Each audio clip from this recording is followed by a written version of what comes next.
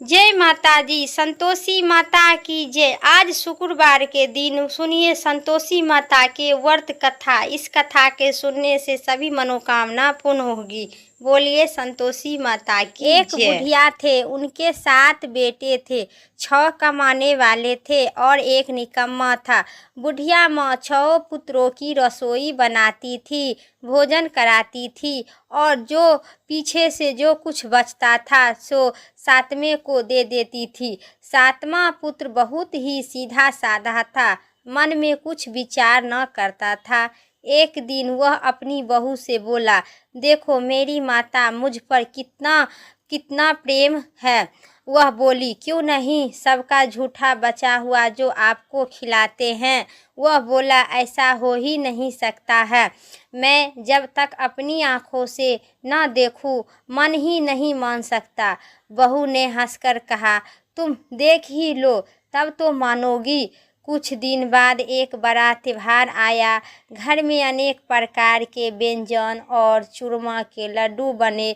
वह जांचने के लिए सिर दर्द के बहाना बनाकर और पतला कपड़ा सिर पर ओढ़कर रसोई के घर में सो गया। कपड़े के से सब देख रहा था कि 6 भाई भोजन करने आया। उनके साथ देखा कि माँ ने उनके लिए सुंदर सुंदर आसन बिछाए, 7 प्रकार के रसोई पर से वह आग्रह कर के और खिला रहे थे। वह सब देख रहा था। 6 भाई भोजन कर के उठ गया। तब माँ ने उनकी झूठी थाली से लड्डू की टुकड़ी को एक बड़ा लड्डू बनाकर और जो बचा लड्डू बनाकर और चूरमा साफ करके उनकी माँ पुकार रहा था, उठो बेटा, 6 भाई भोजन कर लिया है, अब तू ही बाकी है, उठ जा, तब कब खाओगे। वह कहने लगा, माँ मुझे भोजन नहीं करना है, मैं परदेश जा रही हूँ। माता ने कहे, कल जाता हो है सो आज ही चला जा। ऐसा सुनकर वह माँ से बोला, हाँ हाँ मैं जा रही हूँ। यह कहकर वह घर से निकल गया। चलते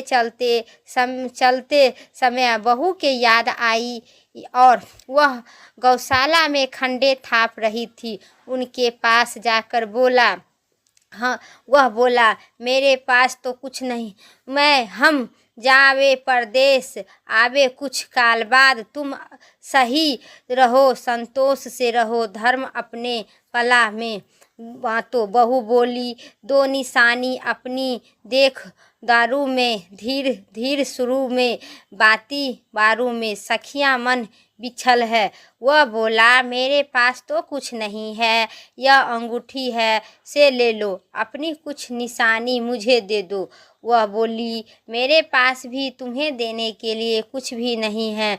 वह तो खंडा थाप रही थी और खंडा उसके कहा कि मेरा गोबर भरा हाथ है। उनके पीठ पर गोबर भरा हाथ से थाप उखाड़ मार दी। वह चल दिया। चलते चलते दूर देश में पहुंचा। वहां एक साहूकार की दुकान थी। वहां जाकर वह बोला, सेठ जी मुझे नौकरी पर रख लो। साहूकार के ज़रूरत थी सो साहूकार ने नौकरी पर रख लिया। उसने पूछा कि सेठ जी कितने पैसे मिलेगा। साहूकार ने कहा, काम देखकर दाम मिलेगा।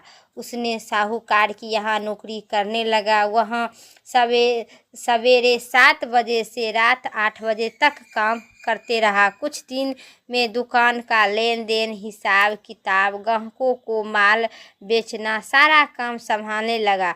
साहूकार के 8-9 नौकर भी थे। सब चक्कर खाने लगे कि यह बहुत होशियार बन गया है।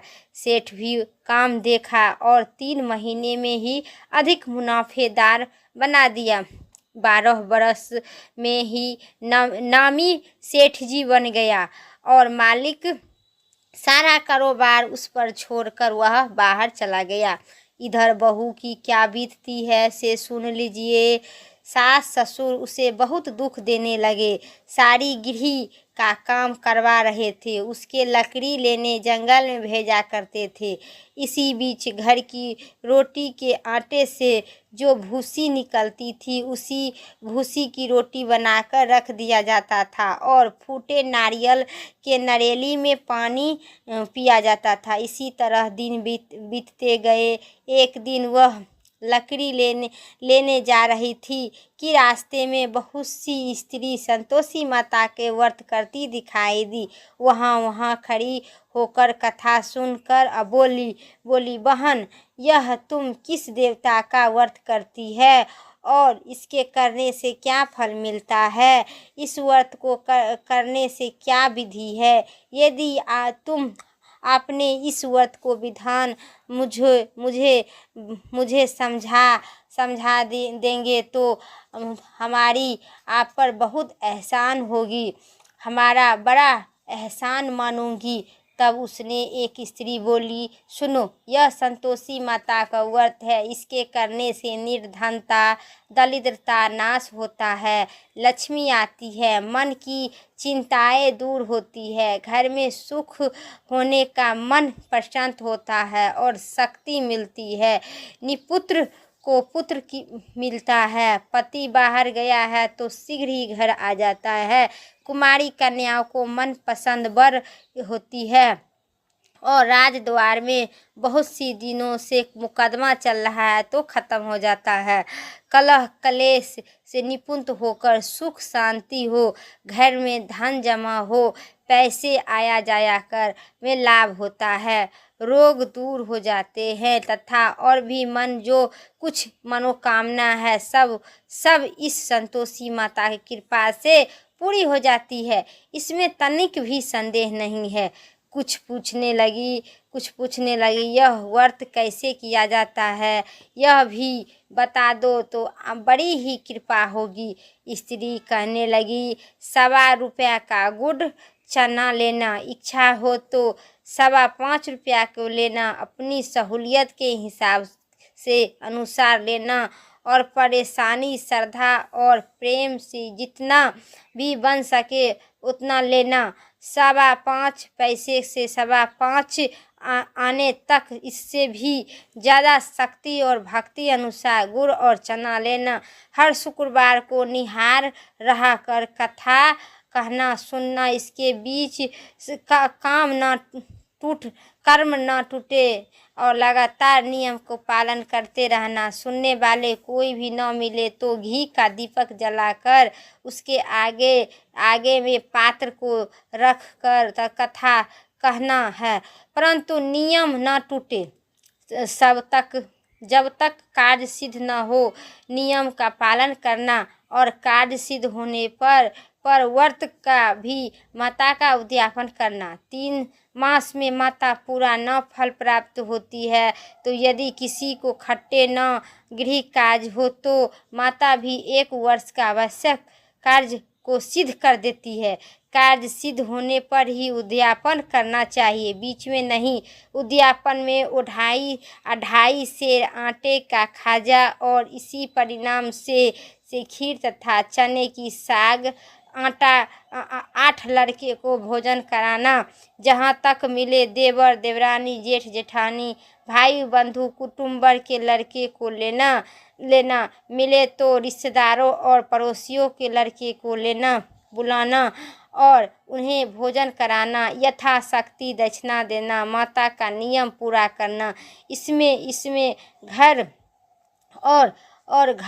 घर के कोई खटाई न खावे। यह सुनकर बुढ़िया की बहू चल दी। रास्ते में लकड़ी के बीज को बेच दिया और उस पैसे से गुड़ चना ले आई। व्रत की तैयारी कर दी। आगे चली और सामने मंदिर देखा तो पूछा, यह मंदिर किस का है? सब कहने लगा कि संतोषी माता का मंदिर है। देखा, पूछने लगी, यह मंदिर किस का है? यह सुनकर माता ने मंदिर में जा रहे थे चरण में लपटने लगी, विनती करने लगी कि माँ, मैं दीन हूँ, निपट हूँ, व्रत का नियम नहीं जानती हूँ, मैं बहुत ही दुख हूँ। सब कहते माता जग जननी मेरा दुख दूर करो, मैं तेरी शरण में आई हूँ। माता को दया आई। एक शुक्रवार बीत गया, दूसरी शुक्रवार को उसने पति का पत्र आया और तीसरे शुक्रवार को ही उनका भेजा हुआ कुछ पैसे आया। यह देखकर जेठ जेठानी मुंह सिकुड़ाने लगे। इतने दिन बाद थोड़ा पैसा आया है, इसमें क्या बड़ी बात है। लड़के ताने देने लगे। काकी के पास तो पैसा भी आने लगा है, रुपया भी आने लगा है। अब तो काकी की खातेदारी बढ़ेगी। अब तो काकी बोलने से भी नहीं बोलेगी। बेचारी सरलता से कहती है, भैया पत्र आवे रुपया आवे तो हम सब के लिए ही अच्छा है। ऐसा कहकर आंखों में आंसू भरकर संतोषी माता के मंदिर में जा हे मातेश्वरी के चरण में गिर कर रोने लगी। माँ मैं तुमसे पैसा नहीं मांगा हूँ, मुझे तो पैसे के क्या काम है, मुझे तो अपने सुहाग से काम है। मैं तो अपनी स्वामी के दर्शन और सेवा मांगती हूँ। तब माता प्रसन्न होकर कहा, जा बेटी तेरा स्वामी आएगा। यह सुनकर खुशी से बावली हो उठी, घर जाकर काम करने लगी। अब संतोषी माँ विचार करने लगी कि इस भोली पुत्र से मैं तो कहा दिया हूँ तेरे पति आएगा, पर आएगा कैसे, वह तो इसे सपन में भी नहीं याद रखता है। उसके याद दिलाने के लिए मुझे ही जाना पड़ेगा। इसी तरह माता संतोषी ने बुढ़िया के बेटा के पास जा और सपने में प्रकट होकर कहने लगी, साहूकार के बेटा सोता है या जागता है। वह कहता है, माता सोता नहीं हूँ, नहीं जागता हूँ, बीच में ही हूँ, कहिए क्या आज्ञा है। माँ कहने लगी, तेरा घर बार है कि नहीं। वह बोला, हाँ मेरा सब कुछ है, माता पिता भाई बहन बहू, क्या कमी है। माँ बोली, भोले पुत्र तेरी घरवाली घोर संकट से उठ रही है। तेरे माँ बाप उसे बहुत सता रहे हैं, वह तेरे लिए तरस रही है, तू उसकी सुधि ले। वह बोला, हे माता यह तो मुझे मालूम भी नहीं है, परंतु जाऊँ तो जाऊँ कैसे।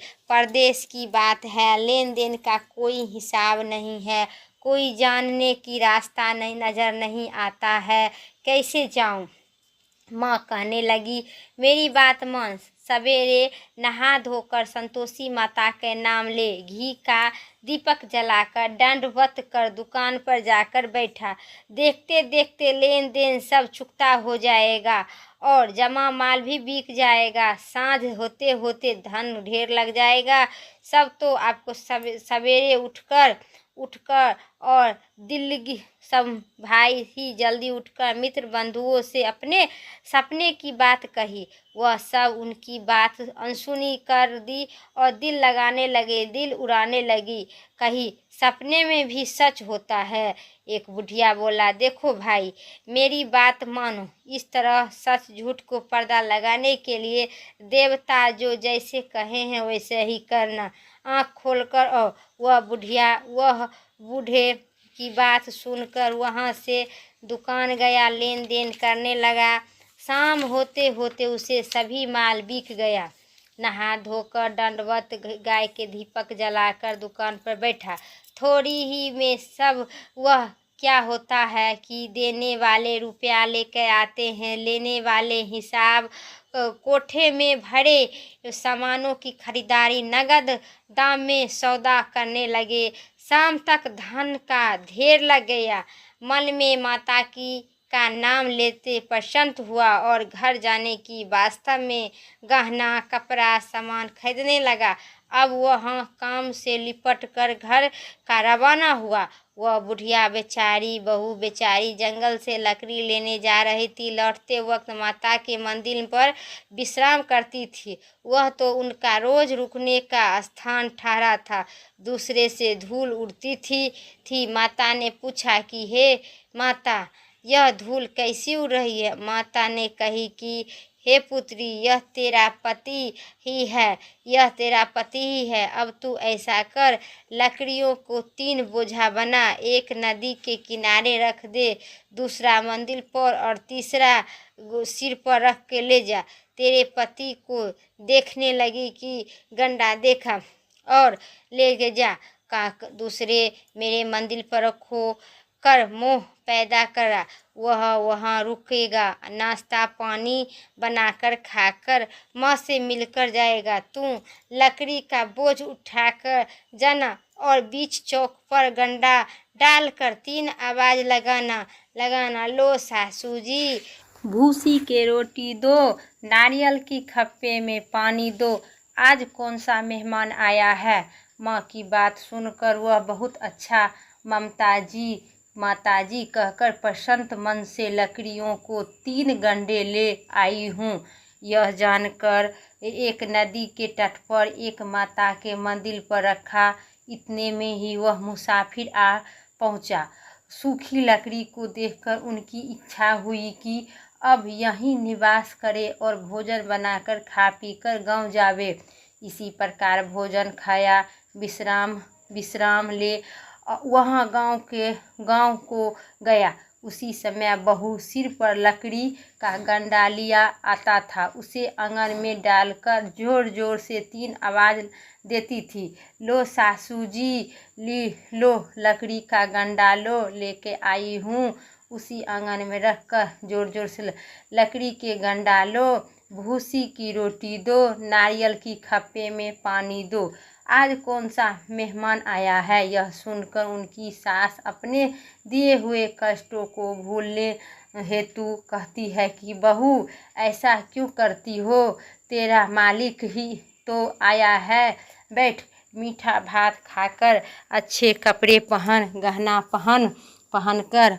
इतने में आवाज़ सुनकर उनकी स्वामी बाहर आता है और अंगूठी देखकर व्याकुल हो उठता है। माँ से पूछता है कि यह कौन है। माँ कहती है, बेटा तेरी बहू आज से 12 वर्ष हो गया है।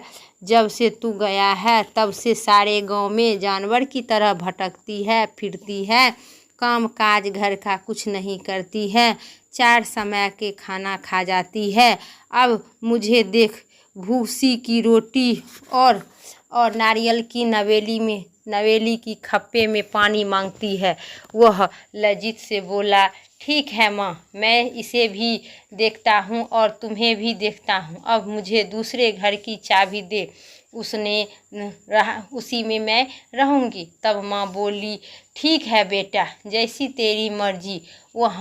यह कहकर माँ चाबी के गुच्छा पोटली दे दिया। उसने लेकर दूसरे कमरे में जाकर तीसरे मंजिल के ऊपर रूम खोलकर रहने लगा। यह कहते हुए माँ ने चाबी के गुच्छा पटक दिया।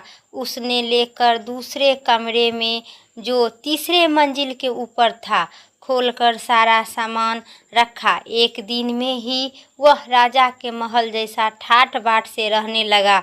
अब क्या होता है, वह सुख भोगने लगी। इतने ही में पति से बोला, अगला शुक्रवार आया। उसने अपने पति से कहा, मुझे माता के उद्यापन करना है। उनका पति बोला, बहुत ही अच्छा है, बहुत अच्छा, खुशी की बात है। तुरंत ही तू उद्यापन की तैयारी करने लगी।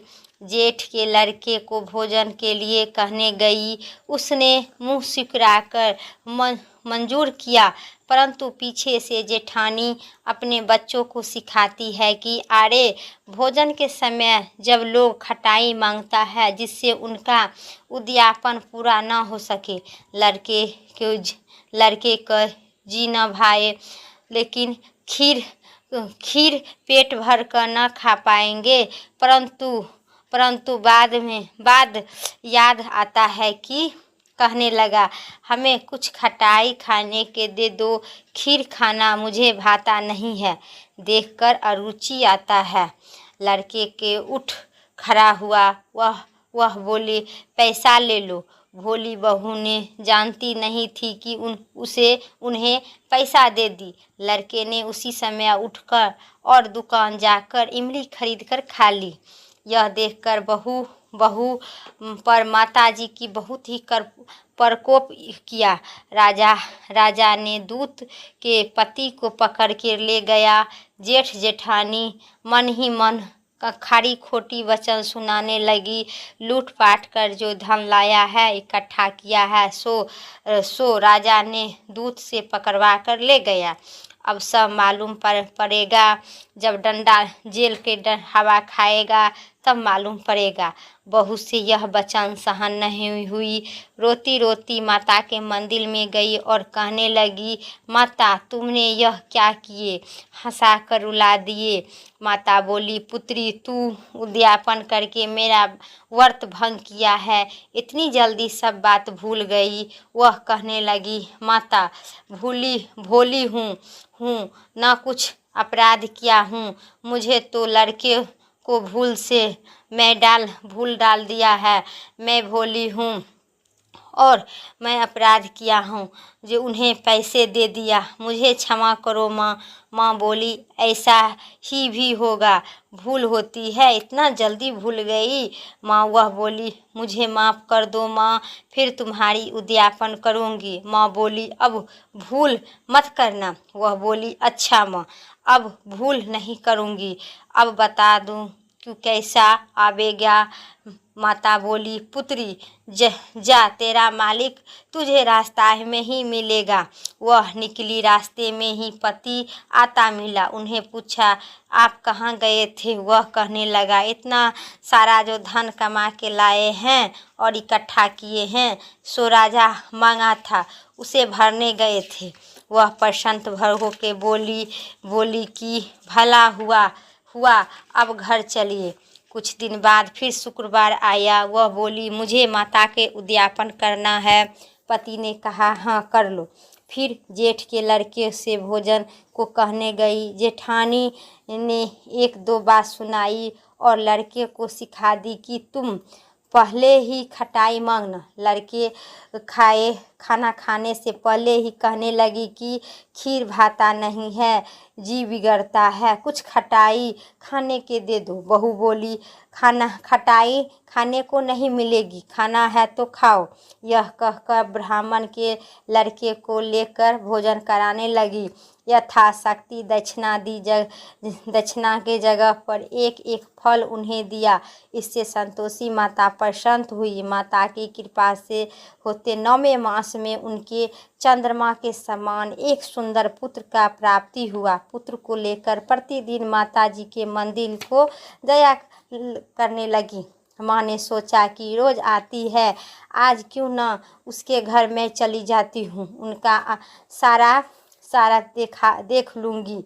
यह विचार कर माता ने भयंकर रूप बनाया। गुड़ और चने के सना मुख, ऊपर से सूंड के समान ओठ, उस पर मक्खी भिन भिन कर रही थी। दहलीज पर पांव रखी कि उनकी सास चिल्लाने लगी, अरे देखो कौन चुड़ैल डाकियाँ चली आ रही है, उनके इसे भागो नहीं तो सबके खा जाएगी। लड़के डरने लगे, चिल्लाकर खिड़की बंद करने लगे।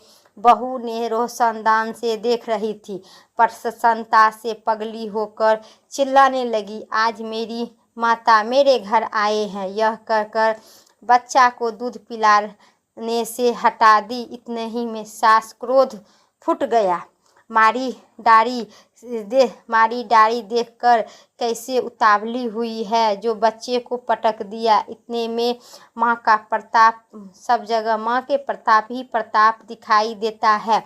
लड़के नजर आने लगी। बहू बोली, माँ जी मैं इनका व्रत करती थी, यह माता संतोषी है।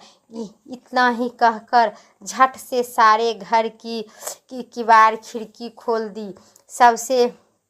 सबने माता के चरण पकड़ लिया और विनती करने लगी और कहने लगी, हे माता, हम मूर्ख हैं, हम अज्ञानी हैं, तुम्हारे व्रत का विधान नहीं जानते थे, तुम्हारे व्रत में भंग करे हैं, हमें बड़ा अपराध किया है, हमें हे माता हमारा अपराध को क्षमा करे। इसी प्रकार माता प्रसन्न हुई। हे माता, बहू को जैसे फल दिए हैं वैसे ही सबको देना। जो यह कथा पढ़ते हैं उनका मनोरथ पूर्ण करना। बोलिए संतोषी माता की जय। हे संतोषी माता, जैसे उस बुढ़िया के बहू के फल दिए हैं उसी प्रकार का कथा सुनने एवं कथा पढ़ने समस्त जगत को इसी प्रकार को मनवांछित फल की प्राप्ति देना। बोलिए संतोषी माता की जय, जगत जननी की जय। अब सुनिए संतोषी माता की आरती। जय संतोषी माता मैया, जय संतोषी माता। अपने सेवक जन को, अपने सेवक जन को सुख संपत्ति दाता। जय संतोषी माता। गेरू लाल छटा छवि बंद कमल सोहे, मंद हसत करुणामयी, मंद हसत करुणामयी, त्रिभुवन जन मोहे। जय संतोषी माता। सुंदर चीर सुनहरा माँ धारण किन्हो, हीरा पन्ना दम के तन सिंगार ली हो। जय संतोषी माता। स्वर्ण सिंहासन पर बैठी चवर झूले प्यारे, धूप दीप नवेद मधु नेबा भोग धरे न्यारे। जय संतोषी माता। गरुड़ अरुचना परम प्रिया, तमे संतोषी कियो, संतोषी कहलाई भक्तन विभ भार दियो। जय संतोषी माता। शुक्रवार प्रिय मानता आज दिवस सोहे, भक्तन मंडली आई कथा सुनत मोही। जय संतोषी माता। भक्ति भाव मया पूजा अकीर्ति की जो मन बसे हमारे इच्छा फल दीजो। जय संतोषी माता। दुखी दरिद्रता रोगी संकट मुक्त कियो, बहु धन धन भरे घर सुख सौभाग्य दियो। जय संतोषी माता। ध्यान धरो जाने तेरी, मन वांछित फल पावे, पूजा कथा श्रवण करे घर आनंद आवे। जय संतोषी माता। शरण कहे की लाज रखियो जगदम्बे, कष्ट तुही निवारे दयामयी अम्बे। जय संतोषी माता। संतोषी माता की आरती जो कोई जन गावे, मैया जो कोई जन गावे, सिद्धि रिद्धि सिद्धि सुख संपत्ति जी भर के पावे। ओम जय संतोषी माता मैया, जय संतोषी माता। बोलिए प्रेम से संतोषी माता की जय। मेरा शुक्रवार की वीडियो कथा इतना ही तक था। वीडियो अच्छी लगे तो लाइक करिए, चैनल पर नए हैं सब्सक्राइब करके कमेंट में संतोषी माता की जय ज़रूर लिखिए। फिर अगले वीडियो लेके आते हैं, तब तक के लिए स्वस्थ रहिए, मस्त रहिए। जय श्री राम, राधे राधे।